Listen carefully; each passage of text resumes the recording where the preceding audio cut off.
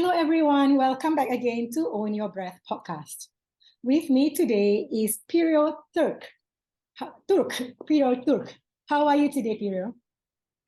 I'm very fine, thank you, and thanks for having me in your podcast. My pleasure, and thank you so much for agreeing to join me. Sure. I'm still running the series, and actually I've just started a series for contributing, actually as a tribute, celebrating women for the next 8 season. And you are one of the women that I've chosen from different sectors. And what I really like is it's a subject you'll be covering. You know, it's a subject that close to my heart, and yet it's not well spoken enough to me in this world. So Pirjo is a sociologist who is an expert on social policy and gender equality. She's also just finished her master's last summer on change management of the society. Bravo. Thank you. Welcome. So today, when I spoke to Pirjo last week, right, she is doing research and has been and a huge advocate and on board of so many topics, subjects that are so important in the world today, you know. And I find it very admirable, your passion, which started, I think, from 17 years old. You went on to be on board, right, in Estonia for the rights for animals or something like that. Yes, Animal Protection Society. Yeah, that's amazing, beautiful. So today I've picked, we're going to cover two topics first for today. I hope you'll come back again in future. Today Sure. we'll cover on gender issues and domestic violence. Yes. So to begin with, what inspires you to be doing this work that you're doing? Because what you're doing is a job not very common, I would say. Well, I guess I'm this idealistic person, and really would love to fix the world, and and I am really bothered by inequality, any kind. So I think that's what drives me to trying to make the world a better place. I mean, I probably sound very naive, but still, I think that's what we all aim in the world or want to achieve, is achieving happiness. And I think everyone should have the same tools and rights and opportunities to be in this path and to find the ways how to get close to the feeling of being happy. That's nice. Maybe that's to sum it up very, very much. So yeah, I as you said, I feel very closely also to the environment, animals, but also gender equality has been since when I started to study sociology, and it has been an issue close to my heart. And I think no one would need to suffer because they were born as a woman or a man. So absolutely, I totally agree.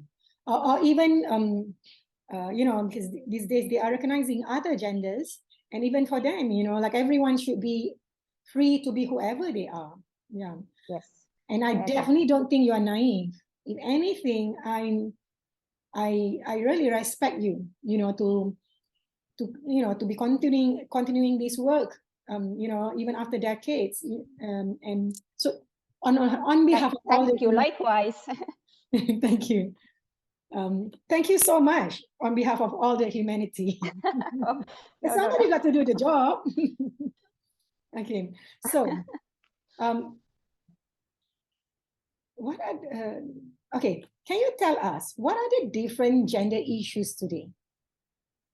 Yes, well, I think it's sorry, because generally when we talk about gender issues, the gender inequality, they do tend to lean more towards women being treated unequally. She is true in some ways, but I also believe, other people, other male, other other genders are also, are experiencing in different ways. So what are the different gender issues today?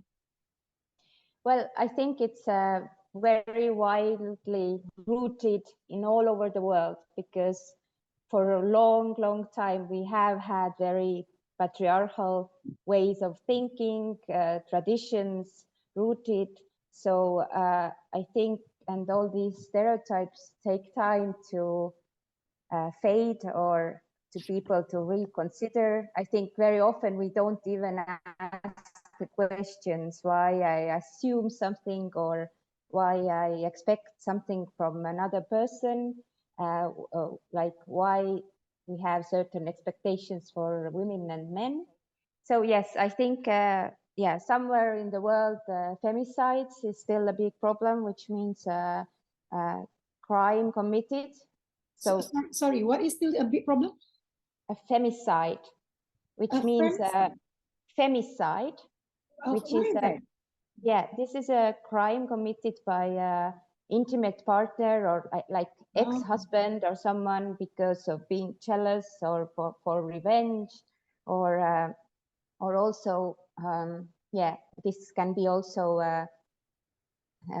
like a result of a domestic violence. So in some countries, these are still big issues, also like kidnapping women to take the woman as a wife. In some countries, there is still big problems also for women to get access to water and sanitation, which will have an effect on their, girls going to the toilet and being scared of being raped on their way there. So, but also, of course, then in other sides of the, or more Western worlds, maybe the big problems are still labor market, in discrimination, harassment. But yes, as you said, also there are of course also worries, gender equality issues, which are more um, uh, how to say, issues for men. For example, I don't know, man who wants to go on parental leave and is not accepted by the employer, or also if we look at the statistics, I think everywhere in the world, men tend to live shorter period of time. Their average life expectancy is shorter than for women.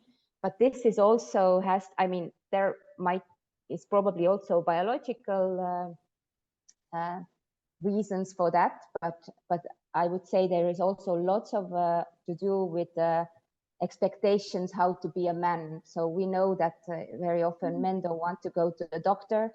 They don't want to prevent that by going to the doctor, different diseases. Also, men are not always brought up to be so open and social, to talk to a friend if they have problems. They are brought up to be, yeah, and very, tough, even death doesn't take me. So, but I think these are, and also men are, or from the childhood, often they are raised so that risk behavior is manly and is good, but that's also one reason why men have a shorter life expectancy. So there are it is such a wide area. Gender is everywhere, and there it has like long-term results, and also right away you can feel it. I mean, gender pay gap also has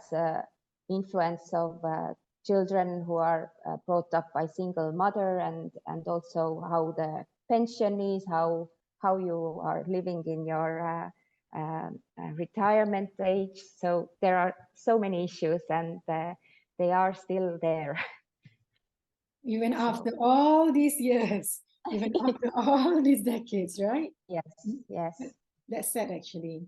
And then that's such a great realization you just gave me about how men, actually their lifespan is shorter because of the expectation that were expected out of them to be, wow, that's something new for me. Thank you.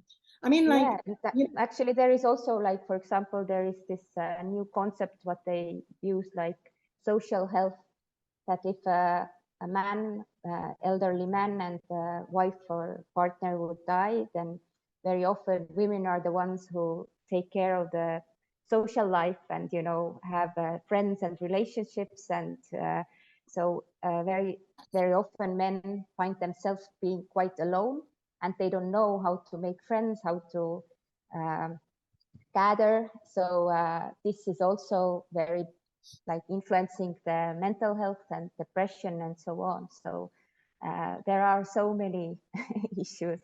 So that's it's true. a very combined topic. I know that statistically speaking, more men committed suicide than women. Yeah, probably because of all the stress.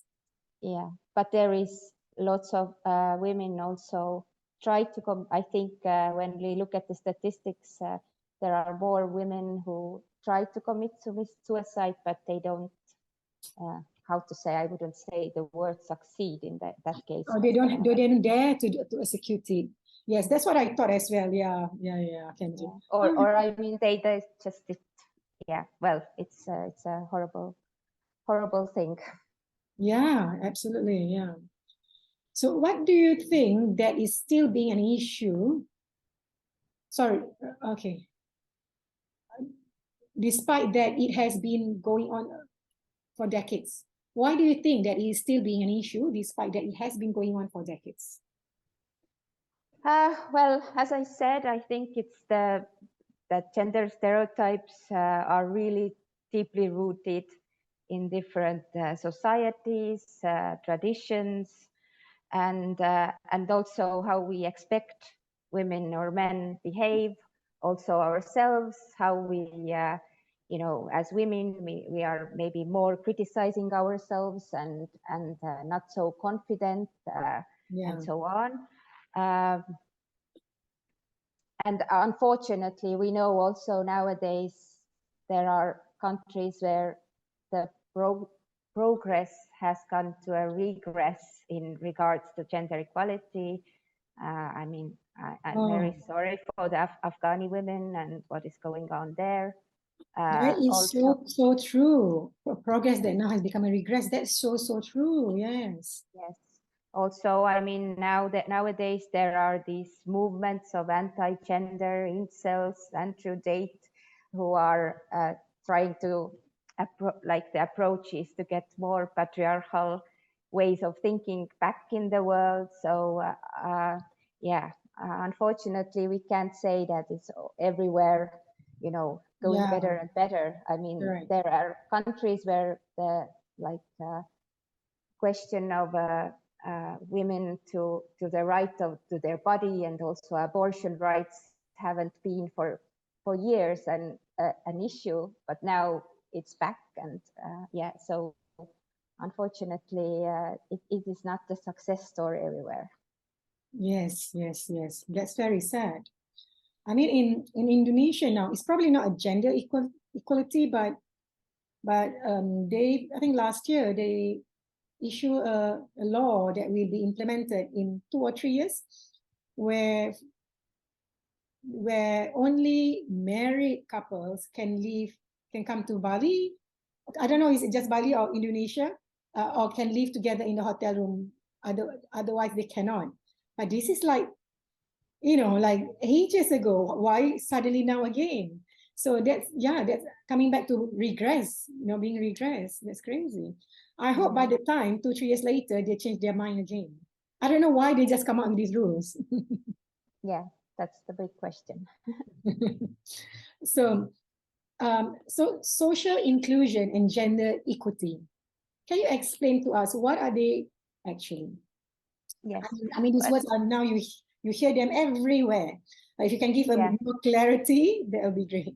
Yeah. Well, I would say that gender equality and equity is pretty much a part of the concept of social inclusion. It is in a way like very democratic way of understanding that around us are so many different groups. I mean, there are children, there are elderly, there are disabled people, then there are people with like who have who can't see well, or who can't hear well, or can't hear or see at all. So we have to, social inclusion needs to try to or to give access to all groups of the people in the society. So this can be very small things. For example, a child goes to a bus station and can't see the bus schedule because it's too up, Right. or a mother or a person with a wheelchair can't access the bus because the bus has stairs. Yeah. But this can be also, for example, Estonia, where I am from. We are very digitalized, and of course, in a way, it's good and probably provides more access to many people, to many public services, to bank, to pay bills, to any kind of communication with the government or local government. But there are people who can't afford a computer, or they don't know how to use it. So this is a digital gap, and this is something then we have to think about, that we can't, get rid of all the banks and such public services physically, or we have to give the tools to how to use also digital gadgets in order to have access to public services. And also in the workplace, I mean, we have to, it is very profitable also for employers and for companies to have diversity. Yeah. So we should always think of that, how different groups of people have the access to health, education, employment, public services. So, for example, if you're a person with a sight eyesight challenges. Yeah. Yep. Yes. Then you don't. If you don't have websites there where this access also to people to read the information differently is this is something we have to think about, that everyone has also the right for information, which is meant to for the different citizens. So these are just, again, little examples, but also there are some children who don't have parents and they are from care institutions, how they can survive when they get to be independent, where is their plan B, who are their parents, or who take care of them if they don't succeed as young people. So I mean, this is again a very, very wide area. So I hope I answered maybe. You do.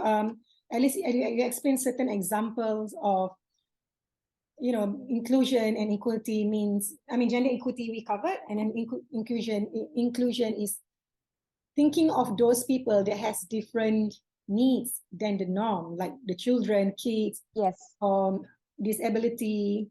And would you include, I would think, I mean, this make me realize something, like those Muslim that wear hijab. Like, I think some companies, I know that they used to have problem, or maybe still do, I'm not sure. They won't be hired because they're wearing hijab. But I think now there are more and more companies including them, right?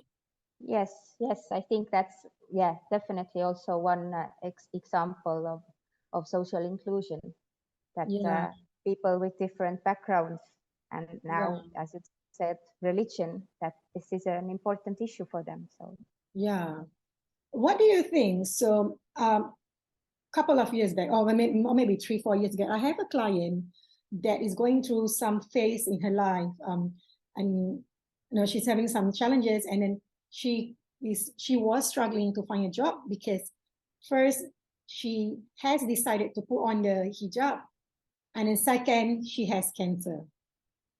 So So she said she'd been to so many interviews. Nobody wants her. Nobody wants someone covering up. And nobody, and she said, you know, she could tell, they don't say it openly, but she could tell, you know, it was an issue that she's having cancer. But that shouldn't be the way. I mean, I can see it as employers' point of view, you know, they probably want to hire long term, but that shouldn't be the way, is it? I mean, Yeah, no, I yeah, agree. And yeah, people, I think the employers really can lose very good candidates like that with such yes, prejudice. correct. Because She's an amazing person.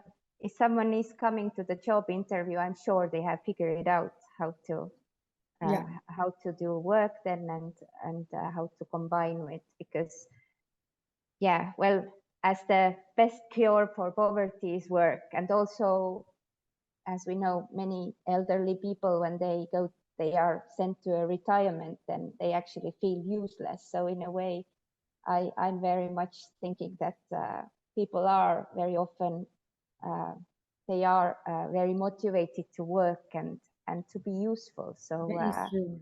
Yeah, I think yeah, such people even could be much more valuable in a way, because they want to keep their mind somewhere else, and they want to correct. work and feel as everyone else in the society. So That is so true. It did occur to me, what if someone is healthy and she doesn't want to retire? And, you know, working makes them happy. Are they just suddenly going to be into this other box? Yeah, yeah, very I good think point. it's very much it depends on the country's policies, but I think at least in Europe, as the societies are aging, and actually we have less and less work people who would work. So I think that's the topic what we really need to think through, that retired people, it doesn't mean that they are very often nowadays, the medicine has improved so much so that they are very often in a good health and very eager to share their experience. I mean, it doesn't have to be always full-time work. There could be more flexibility. So, That's true. but I think it's something also, the discrimination of elderly people is a big issue nowadays, and we should really think that these are people who are very valuable in our society, and we should find more ways that people who want to work and who are retired could do it, actually. I agree. I like, my friends and my contacts are from all ranges of backgrounds and ages. I've never looked at a person by how old they are, you know, like I've got close friends of all ages. And I especially like, and lately I've been calling, I want to be friends with older people because I feel they've got so much wisdom in them, you know. Yes. I'm one of those person who I don't fear aging. I find the older I get, the more comfortable I am being in my skin. If anything, there's a lot of things that I learned that is important. In my younger days, I was worrying about for nothing. So I think that's why I want to, you know, be friends with older people, because they're already ahead of me. So they've got more valuable advice to give me. Absolutely. I agree. Let's be like the red wine, you know, which gets better and better over time. Yes, it's my favorite, red wine. I don't drink anything else but red wine. Good. So you proclaim that you are a feminist. You told me you are a feminist. Again, this term feminist has been misunderstood. I say this because many people, and me personally, in the past, kind of, I only heard of this word feminist more than usual, maybe only a few years ago when I came back to Singapore. That's 5.5 years ago. And just looking at how things were going on, I don't want to be called a feminist, you know. But to me, then I don't have to be feminist. I've always naturally, since young, I've always had a special spot for women. I've always helped women, and I associated, and I'm sure many people associated feminists as this group of women who are so angry, or, you know, like all these not true at all. However, recently, because ever since I came back to Singapore, and the more I work, I'm beginning my work starting to expand, and I'm working uh, um, a bit more than before in a corporate society, corporate sectors and other sectors where there are more men, no more. I'm beginning to see the challenges more clearer, and then I realized why this term feminists come on and what is their core. And I did a little research. It was not what I thought it was. In fact, feminists existed since decades ago, and it's all about, it's totally different. But I would like you to explain to us what is actually feminist. Why, what I did realize that I didn't want to be associated as being feminist because there's shame with it. That I carry shame with it, like because feminist is being this way. I don't want to be one of those women. But looking back, I am a proud feminist now. I'm a proud feminist. Because I always like to fight for equality for everyone. So no shame at all, and it's a great realization. So please, Pirjo. I think saying it out loud is also to empower women in a way. But for me, it's very simple. It started this movement in order to fight for the right to vote, for women to be able to vote. If you ask nowadays someone like, what do you think, should women be eligible for voting for their government, local government, politicians? Everyone would say yes. I would say you are a feminist because I think also this is a symbol to be able to vote, to have the same rights as men. This is all what it's all about. I mean, probably there are some feminists who would say now that it's much more and more, but for me it has been this very simple question of women being able to vote. Yes, we have in most countries it is now completely a norm, but I think all of it should become a norm, that you are accepted as you are. If you want children or you don't want children as a woman, if you want to work in a very, I don't know, as a construction working on a construction as a woman, or as a man you want to work as a daycare teacher, or this everything should be okay because and accepted. And so for me it is about equal rights, equal opportunities. So, but I understand where you come from. I think also 20 years ago I would say no, I'm humanist, or I'm for equal rights, but I'm not a feminist. And then I understood that actually where I come from, I come from Estonia, which used to be a Soviet Union. I really hope these times are over, very horrible times. But in Soviet Union, there also socialists talked about gender equality, but the concept was very, people saw it doesn't work. I mean, women had to go to work, but they had to keep doing the same things at home. They had like second shift, as I'm using the concept of Arlie Hochschild, of the American sociologist, who said it's the second shift of women, that they work during the day and then they come home and they do the unpaid work. They're taking care of children, taking care of the home chores. So in Soviet Union, the gender equality was always about women doing more, getting less paid. It wasn't equality. I mean, if a man, I remember from my childhood, if a man would change a diaper of a child, everyone would say like, oh, this man is under the dominance of the woman, and what kind of man is that? But whereas the concept of gender equality in Sweden was always about the balance, that if we want women to come to the labor market, then let's get men also to work more at home, also take care of the children. So for me, it is a matter of balance in a way. Yeah, I agree. Yeah.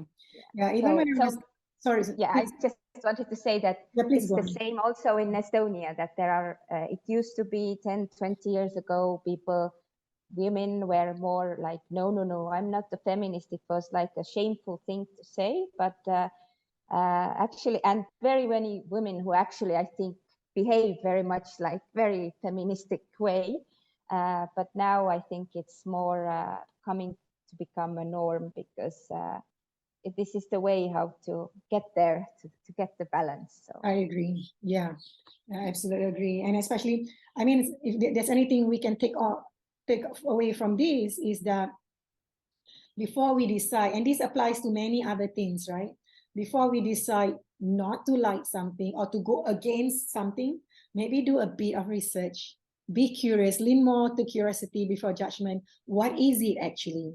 Even if some people are presenting that in a certain way, but maybe it's not that way, So a lot of things, like ever since I dwell into, I'm doing this work, it requires me to do more research because I'm interviewing different people. My clients that I'm working with are from different backgrounds. And the more I do, and I've always think of myself as an open-minded person. yes. But then again, I'm always mind blown by how every time I discover something, I realize I'm not as open-minded. There's still so much things that I've misperceived. And like the more I did my research, the more less judgment, the more open I feel, and how so many things wasn't correct, what I was told or what I even thought.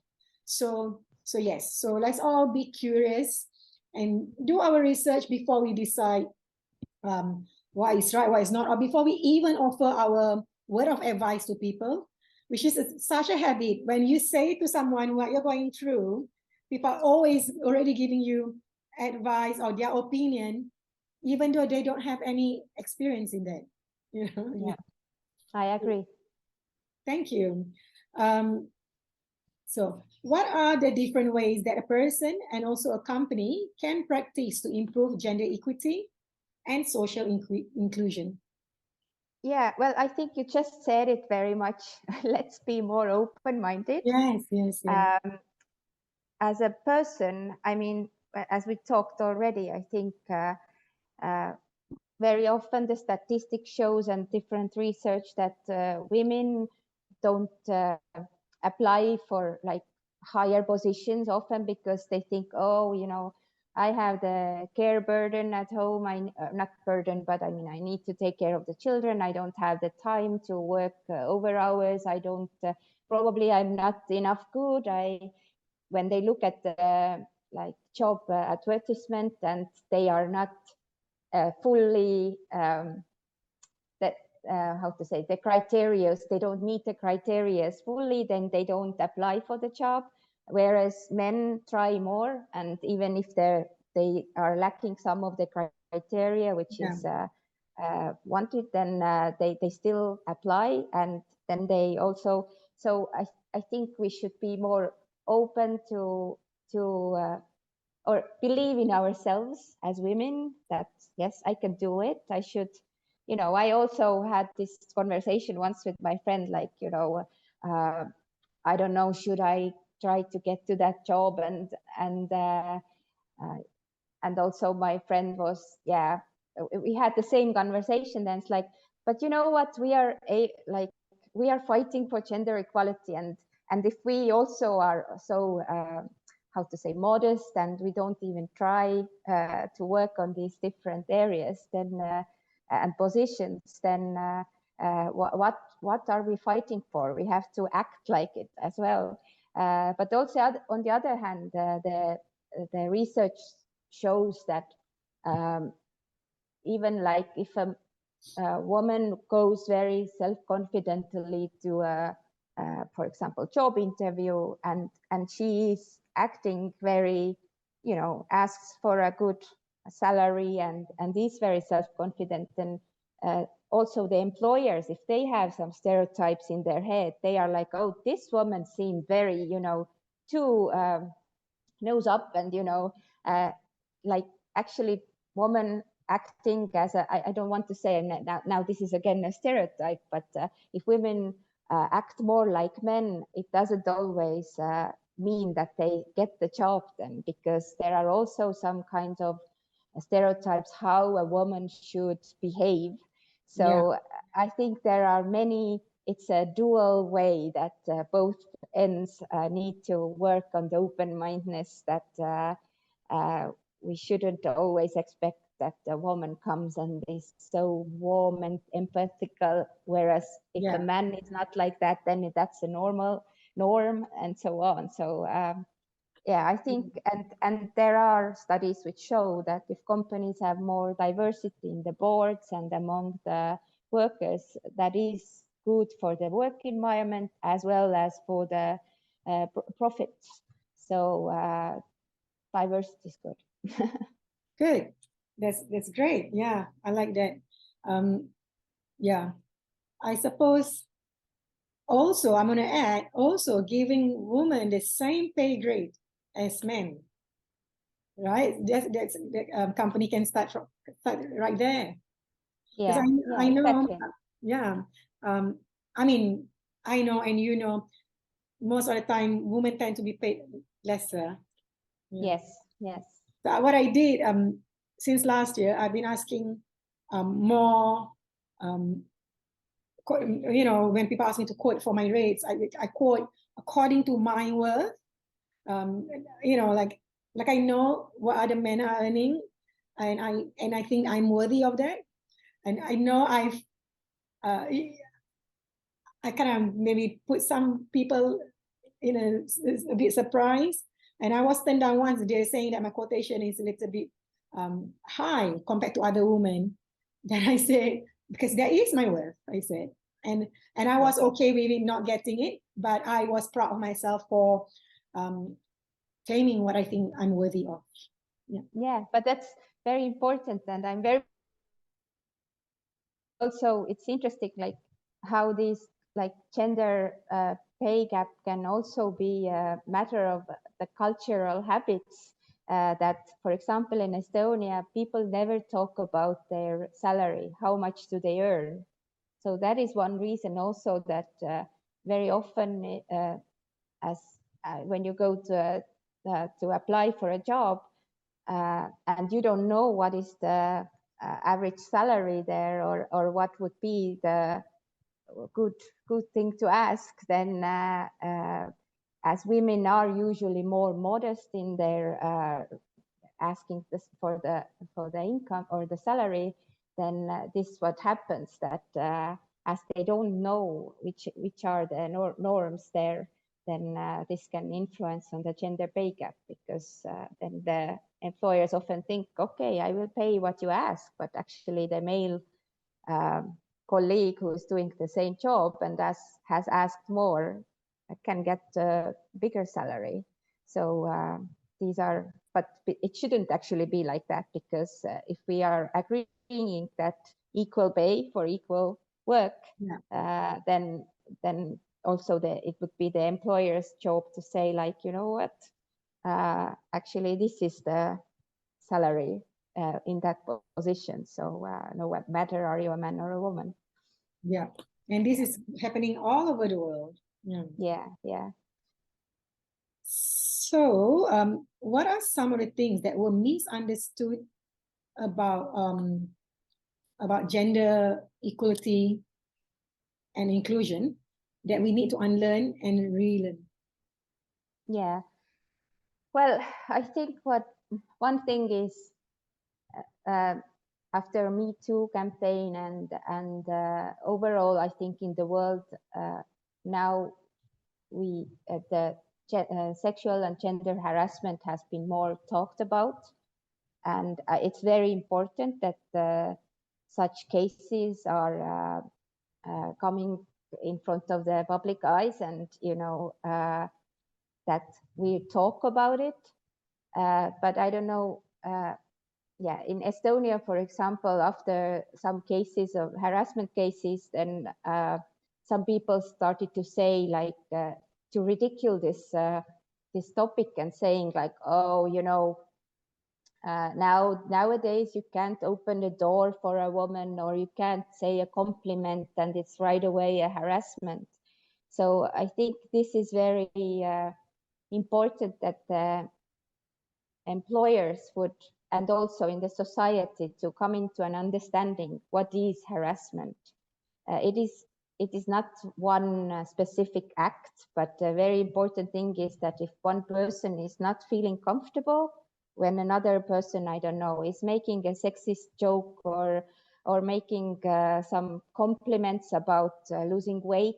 I mean, some people are very happy with such compliments, but for some people this is a personal matter and they don't want anyone else to comment it. Yeah. So also, I mean, it is important for us to say no, you know, please don't say that, I don't like it. But also understanding that harassment is not about being polite. If you are polite, open a door for someone else, then it's okay. But if it's, you know, we shouldn't ridicule this topic, because then people are not willing to talk about it or come to say to the authorities to say that I'm being harassed, because it is a very horrible thing, which studies show that, you know, it has an influence on mental health and anxiety, productivity at work. And I mean, this is only again one example, but yeah, I think employers should, if a new worker is coming, they should say, you know, these situations are harassment, or, you know, try to be careful on that and that. So I think also the employers can do a lot in order to prevent such cases. And also it is very important for their work environment that it would be friendly, everyone would feel good in the work environment, because we spend lots of time at work, or people tend to spend lots of time in work, so it should be safe and a place where you feel good. Yeah. So I totally agree. I mean, I personally, thank you for bringing up about you too, about me too. I think it's such an important movement. It triggers a lot of things in me. You know, a lot of things that I sweep under the carpet. In my quest of being positive, at least that's how I was brought up, you know, the conditioned. But all those things come up, and I faced them, you know, and it wasn't easy. It needed to have to be done. But yes, definitely, and I still experience now, you know, getting harassed. Maybe not as bad as I was young, but still still bad in a professional settings, and which I think shouldn't be happening, you know. Exactly. And I feel that somewhere along the line they forgot. So I don't know. Something gives them permission to do this. You know, like it's again the conditioning. You know, like you know, like that. They feel almost like a normal thing to do. You know, asking someone, "Are you a sexual person?" I'm like, yeah, you know. And then when I go to another person, and the person say, "Well, don't be too friendly then." I said, "No." Yeah, and I was too shocked, and I was, you know, I'm quite outspoken, but when these things happen, I realized I become shocked for a while. I spoke about it the next day, but long time ago, it'll take me months to process. But now you know, I come back the next day.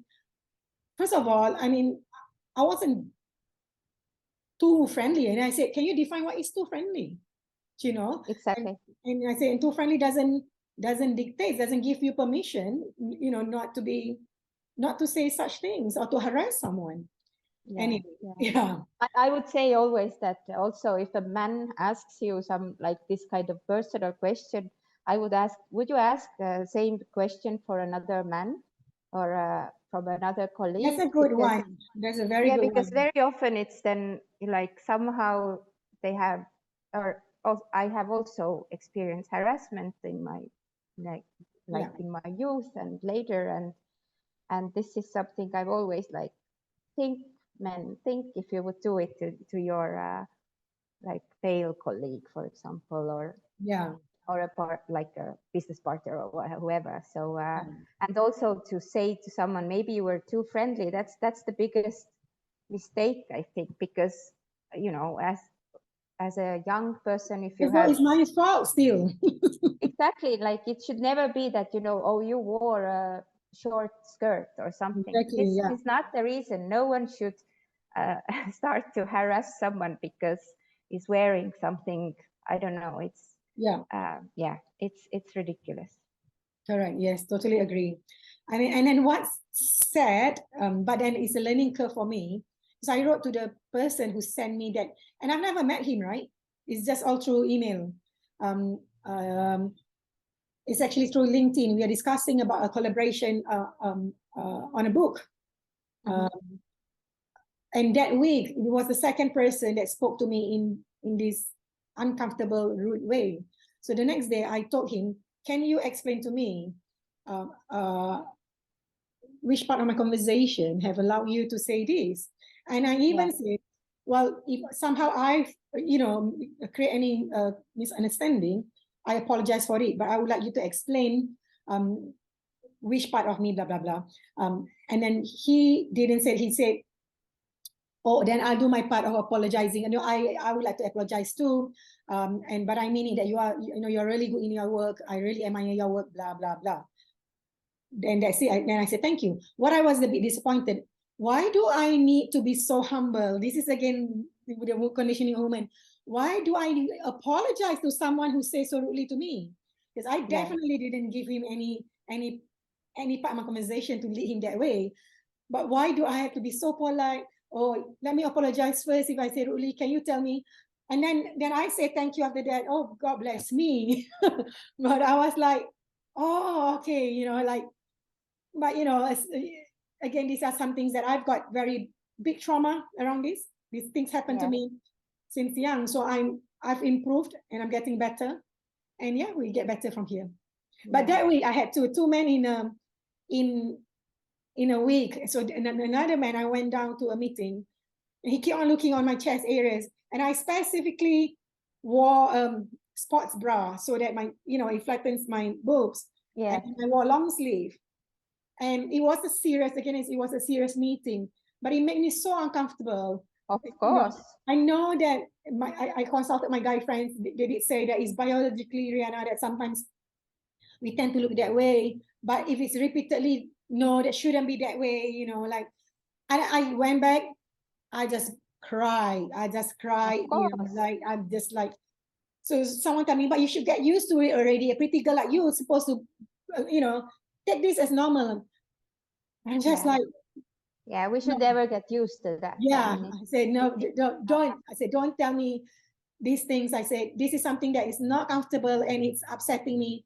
I want to cry because the cry is out of frustration. I said, so yeah. Thank you for bringing that up.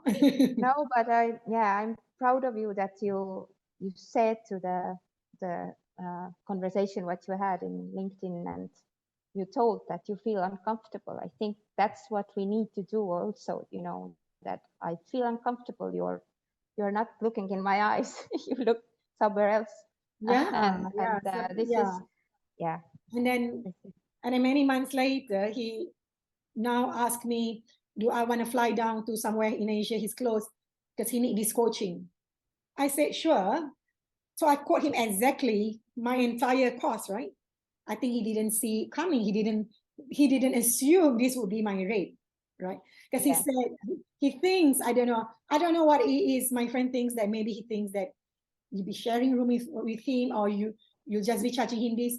I say, no, I'm a professional, because I'm very sure if it's a man, this wouldn't be an issue. So either the intention clearly is not right. Second, he just wasn't expecting my rates would be that amount, and then that's it. Then he's like, well, I decided I won't be going forward. Well done then. So, all right. So, okay, we're going to go to domestic violence. So domestic violence very often are always perceived as physical violence, right? Yes. So can you explain what else, or what is actually domestic violence? Yes, I think we tend to think mostly that the most horrible part of it is the physical violence, and I agree, this is also very, very horrible, but I think it goes along with mental violence as well. I mean, controlling another person, wanting to know everything what the other person does. It's mostly still, according to statistics, it's mostly women who are victims. So that's why I'm talking about women as victims mostly.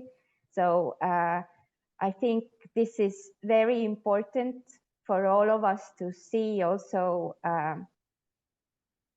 because I mean, the reason also the mental violence there to, it's in a way to undermine this person's self-esteem, to make this person very, very vulnerable, so that she usually even starts to think that I'm probably Sorry, the one. 1 second. Yes.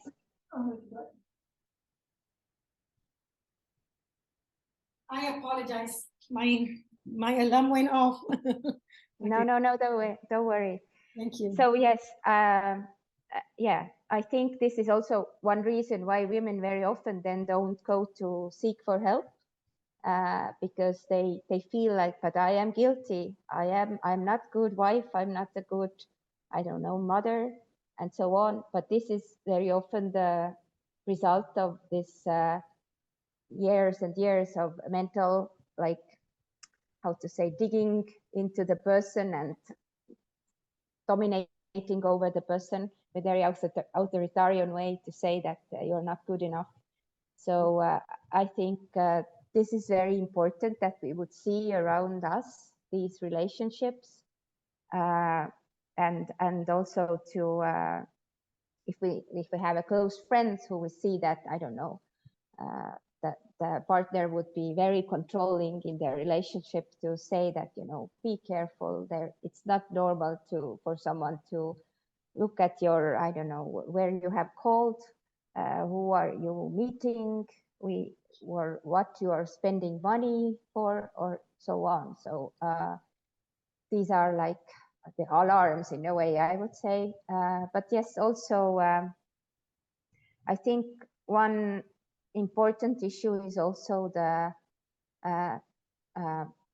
which would help to prevent more domestic violence, is also how we raise our kids, because we should have violence-free childhood also, because So important.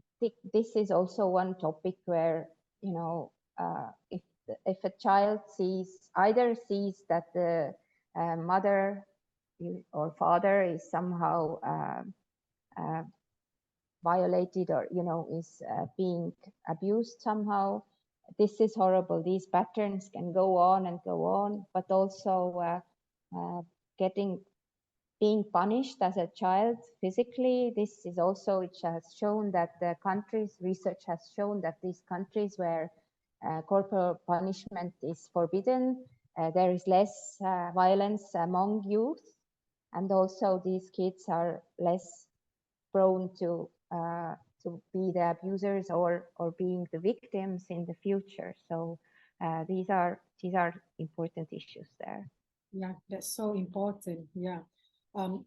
I just want everyone to remember that domestic violence or abuse doesn't mean it has to be just something major, something big.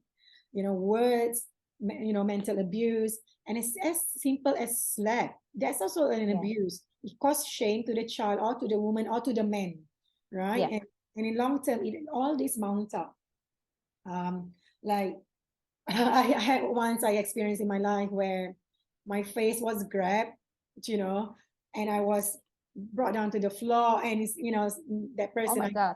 I didn't want to. I've experienced I experienced many levels of um, abuse or violence. It's hard for me to even say that, you know, but this one particular Yeah. one. So he was, you know, I think either he's threatening me or what. He's grabbed my face and gonna punch my face, but by that time I had enough, right? So I grabbed back and raised back my hand, and it's the first time, but I was scared, shake. My knees was shaking, was wobbling. But I said, I don't care what's going to happen. You lay my hands on me, I'm going to punch you back. I said, I'm not backing off this time, you know. So, but later on, someone, you know, like it became a police report. Then someone came to me, but hey, it wasn't that bad. That bad. It's not as though he beat you up. What? Unbelievable, unbelievable. Really? Yeah. Yes, this is a re-traumatizing, and this should stop. Very traumatizing. Just so Yeah. you know, like I spent the next 3 months in the middle of the night. That scenario repeated, you know, like I had PTSD, you know, for some of the things that happened to me. Forget about severe anxiety disorder. That's almost like a norm. Then I developed PTSD, but these are the things people don't realize. Yeah, and then I told this woman, and woman like, what did he? And then I explained that, like, yeah, but he was only grabbing. I said, let me show you how. And I just grab her clothes. And then she's like, she's scared. Then I'm like, why? I'm just showing an example. And in fact, whatever I'm going to show you, it's only a capacity of the intense energy force he had on me. Then Yeah. I said, then you're scared. And you know, how about me? Exactly. Said, do you want that to happen to your 18 years old daughter? Do you want that to happen to your 16 years old daughter? No, right? Then why is it okay with me? And yeah, you know, exactly. you are enabling, and he did apologize anyway. He apologized 15 minutes later on the spot because there's so many people now. That's not an apology to me. I'm still in shock of what's happening. Are you even serious having this conversation with me? I say, do me a favor, don't talk about this. Or I say, or take time to process what I say. Because she's such a sweetheart, she's got heart of gold. But I said, you continue with this. You are enabling people to behave that way. And also, you know, you are then teaching women, and in my you, she got 4 daughters. That women have to water themselves down. Women have to put up with this. I am not okay with that. I'm going to take a stand, and you know, for women's right, on whosoever right, man or woman. No one should be like you know, putting up with these things. So yeah, so when Me Too came out, that was very personal to me. You know, yeah, of course. Oh, yeah, very. I didn't expect this all going to come out, but I do know this is like a subject that's close to me. I did tell you this subject close to me, and your work is so much needed, and I'm very grateful that you're in this space. And it's there are so many of these stories. I mean, almost every woman has a story to tell about some harassment situation. Yeah, and it shouldn't be like that. Having said this, I know for a fact that I don't know any woman like, you know, that has never been harassed before, or in different contexts, or experience where they were forced in certain ways, you know. And I told this to a friend of mine, and I said, have you experienced being harassed in this way? And she said, no, because I've never put myself in that situation. So basically, I didn't answer her at that moment. Again, sometimes I always go into shock first, and I also like to think well of people. But that statement bothers me for a month or maybe more, because it still does, and I will need to speak to her. Again, a very nice person. But because I was telling her that I went to see a friend's apartment. He's my neighbor, you know. It was 10 p.m. or 9:30, you know, like. So I went to see, and then within seconds, he kind of tried something on me, and then everything went so fast, and it was crazy. Then I went into shock, and of course it ended bad, and I ran away, you know. But then that hurt me, because first I wasn't drinking or partying. I didn't tell her this. But then again, even if I was drinking or partying, exactly. No man you don't have to apologize for that. Yeah. And then I was thinking, Rihanna, why didn't she say that? That wasn't right. That I've never put myself in that situation. What situation? You know, again, like, I think there's so many times women are afraid to voice up because even from the most well-meaning person, we've been conditioned in such a way that we don't realize the Yeah. severity of our Yeah. statement. Yeah. Of course, yeah. I mean, yeah, I would make the example. I mean, as a child, you're being in a public transport in a bus, and some man comes to stand very Me. close to you, I got even it. though there is plenty of room, and actually, they have some other thoughts there, and you feel as a child so vulnerable. What to do? Am I impolite if I would move? Is there why is this guy so close to me? These things, how is that putting yourself into that situation? It's All not, right. I Yeah. mean, just being there. Or yeah, we shouldn't apologize what we wear, even if we have drank or something. This is not a signal that I'm here and you can Exactly. do whatever you want. So And honestly, based on my experience, clothing not doesn't matter because as a child, I'm wearing like cute, sweet pink baby doll dress, yeah. skinny, so skinny in a bus, innocently going for tuition. And I had this old man taking the seat, and then his elbow, he rubbed my waist. I'm so scared. And I Yeah. went down. And then my sister, who wear full hijab, she got as well. Um, so yes, I don't think clothing matters or where you are matters. So Yeah. And it shouldn't at all. yes, absolutely. And I mean, the same people always, it's so common when they say, um, maybe you should dress better. Or I've been told, Rihanna, maybe you should. I think people dare to do that to you because you're more open. Are you serious? So how long have she living overseas for so long? I say, I'm telling you this selectively. I pick you to tell you this story because something happened to me. You're telling me because I'm open and that gives him permission to do that? Shit, this guy didn't, well, I'm not going to minimize it. So he tried to touch me. But then I went away. I was having depression. So I needed somebody to talk to someone, and he began touching me like as though he don't realize that's bullshit. I'm not an idiot.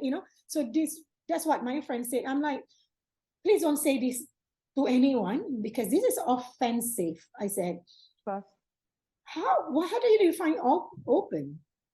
How open? And no matter how open people are, I'm open to listening to different people's perception and whatever it is, but that doesn't mean you can speak rudely. Unless I come to a party, I don't know what, there's so many sex party or whatever. So that's different. But I come to you with a problem, looking for a safe space. Anyway. Yeah. Thank you for listening. I like to quote. The reason why I want to quote my example because I've reached a point in my life where I'm so comfortable talking about the uncomfortable. I worked through insight a lot, and I know a lot of women or even men not comfortable with vulnerabilities and owning their truth. I just want to give them, I hope this will empower you to own your truth, own your story, because it will set you free. Yes, I agree, because I think that makes you realize also, I remember I had this Heureka moment once when my friend told that she traveled somewhere, and with her teenage daughter, she saw a flasher. A man came to flash in front of her, and she went to chase the flasher and called the police, and set an example for the daughter, saying it's not okay. And I think that was the not first time, but in a way I understood, yes, it should not be okay, because when I was a child living in Estonia, unfortunately, that was my everyday struggle when I came back from school, because in the area where I lived, there was this little forest or park, and there were occasionally these guys who were flashers, and I was so afraid. And no one should be afraid of coming back from school. Every day walks and so on. So, but that time it seemed like it's a norm. All of our girls living in the neighborhood, we had talks how to deal with this and how to react and so on. That was something we just thought, okay, I'm a child, I'm a girl, I just have to put up with that somehow. It's there, and I can't do anything about it. But we can do something about it. It's not Yes. normal way to feel. So that's Yes. why I think I'm really appreciating you telling these stories, because people should start to understand that that's not the way it should be, actually. Totally true. Yes. Thank you so much also for sharing your story. It's, we could go on actually, because like we say, we could go on. Yeah. But yes, I just want you to know that you are not alone. And the more, Yes. the more we share this story, the more we empower each other, the more we don't have to be a victim. One of the Absolutely. reason why we are afraid to own our truth, own our voice, or maybe also be, having lack of confidence, lack of self-esteem. It may come from some of the trauma, and such as these trauma that has never been addressed. Because Yes. when I start talking about this with my friends, and someone just realized, started telling me, oh my God, I just realized actually I wasn't sexually assaulted once, and I'm talking about rape once, actually twice. Because it's crazy how we've watered down, butter up things, and we were taught to move on, that we don't even realize so many things. Yeah. And if you were to sit down and process, I guarantee you there'll be a lot. Yeah. Yeah. I agree. Thank you. So, out of men, women, and children, what are the statistics of domestic violence? Yeah. Well, there is some statistics which says that 30% of women have experienced intimate partner violence or non-partner sexual violence. But I think probably it's very difficult to assess the statistics, because with these issues, the countries where are more reports about domestic violence, it actually doesn't show that the problem is bigger there. Actually, it shows that the awareness is higher. There are people more prone to call the police or authorities to report about domestic violence. For long, I think all over the world, it has been a norm in a way, and everyone, also the neighbors, wouldn't call if they hear something because they think it's a family matter, and maybe they are just loud, and I don't call anyone. So I think the more these cases are reported, nowadays we are in that situation that the more these cases are reported, the more awareness there is in the world about this issue, because if it's not reported at all, it doesn't show there is no domestic violence. It's very often that just people don't dare to call the authorities, or yeah, also the close people or neighbors or who hear something, they are not doing it. But that's also the reason why we need to talk about it and say, if you're suspicious, hear something from your neighborhood or see something in the streets that someone is behaving, so that there might be a case of intimate partnership violence, then please call authorities. We as citizens don't have to assess and say, yes, it is. For this, there are the authorities. They will make the decision. But if you have any suspicions, then just we should call. We should be Very, active very, very citizens in good that point. sense. Correct. Very, Yeah. very good point. It's so common when, whether there's an accident or they see couples fighting outside on the street, or our neighbor, any kind of fights, but nobody call because people always think, I don't want to be involved. Yeah. Or I'm sure somebody else already called. So, but everybody had the same thoughts. In the end, nobody called. Yeah, exactly. it's better that more people call than assuming that everybody, someone has done it. Who's that someone? So yes, please make that call. Yeah, I agree. Okay, so what impact, we did cover this, right? What impact do you think it'll have on the abused children that grow up, either abused children or simply just growing up in an abused environment? Yeah, well, what this research shows, it is the anxiety and lots of mental health problems, which can be the result of growing up in such an environment. But also the studies show that they are more prone to become the victims of intimate partner violence or becoming the perpetrators or abusers themselves. So this is really something we should try to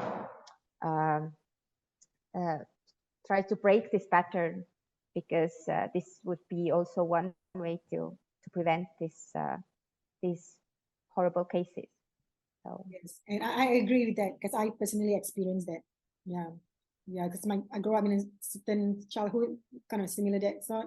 Then when I grow up, I tend to kind of easy target for somehow, But yes. Yeah, that's what we have. I mean, I have studied it in Estonia many times, and there are still I think it's now prohibited in 65 countries fully, the corporal punishment, but the attitudes towards, because it has been for a long time, it has been the way of raising kids, or how to how to raise the children. It has been the method, but so very often people think that I was raised like that. I am a nice person, so I'm going to raise my kids like that.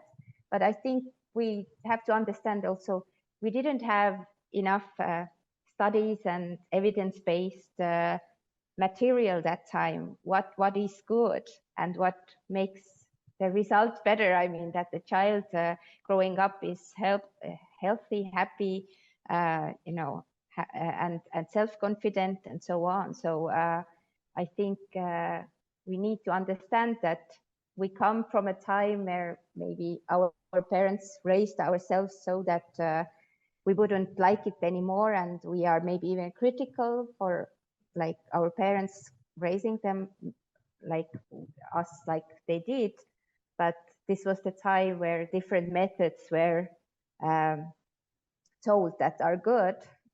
But nowadays we have more information, and we should try to be better. Absolutely. And I mean, one big part of my work is healing childhood trauma. So I'm very passionate with this because whatever happened to us as a child, it impact our adulthood in a huge way. So yes, a lot of times a lot of these things that came from. Yeah. I had a couple of friends actually, or acquaintance in the past that told me, she slapped her son.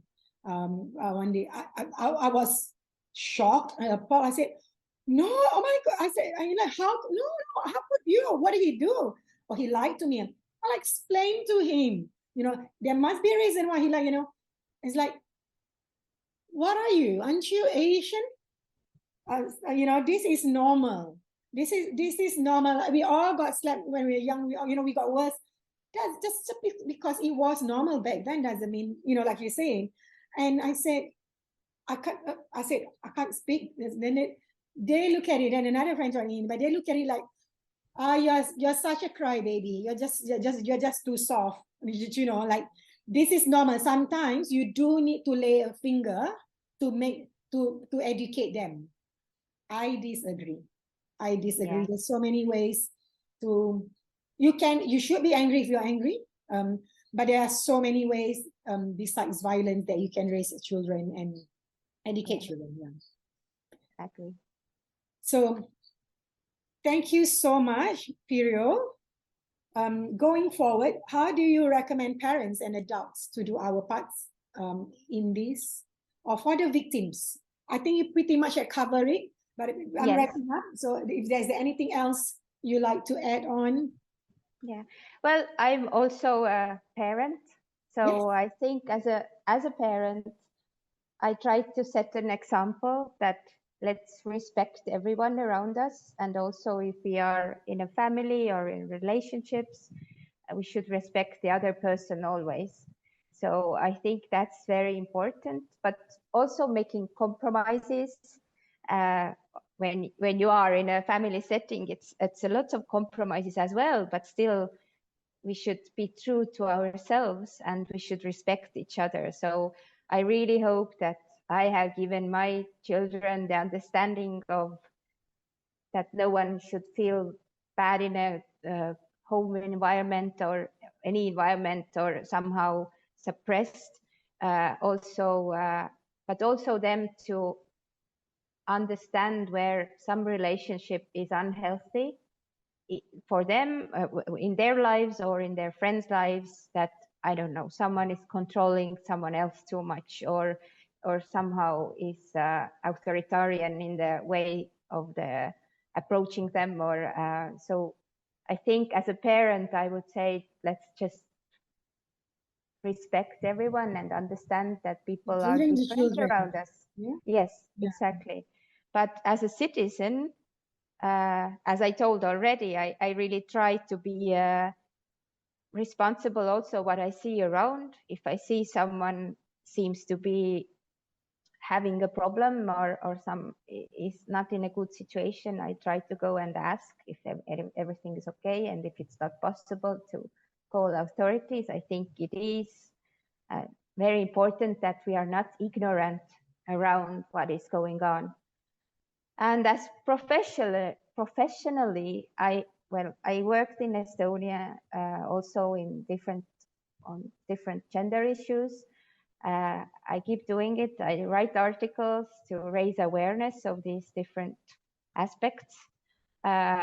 Also, and I hope that, I hope in 10 years, I could tell more what I have done professionally in this subject field. So I definitely going to work more on that topic to tackle this problem and to raise awareness in that sense, that to get rid of that no one can't own a person. That's what I tell also my kids. Oh, I love You that. don't own another person, we have to understand that. So it's That's so true. I very, look forward to that day. I mean, like, I personally think you've already done a lot of what you contributed a lot already to society. However, I am here rooting for you, and I really look forward. likewise. Thank you Thank so you so much for what you are doing. It's very inspiring, and I think Thank you. yeah, you give lots of hope for many people. Thank you so much. That means a lot to me. Thank you. Yes, thank you for such an interesting conversation. Me too. It's such a pleasure talking to you, Pirjo. Someday I hope we'll cover some other topics that's close to your heart and my heart. Absolutely. Let's do Thank you so. very much. Okay, Thank you so much, everyone. I'll see you on the next episode. Thank you, Pirjo. Bye. Thank you. Bye.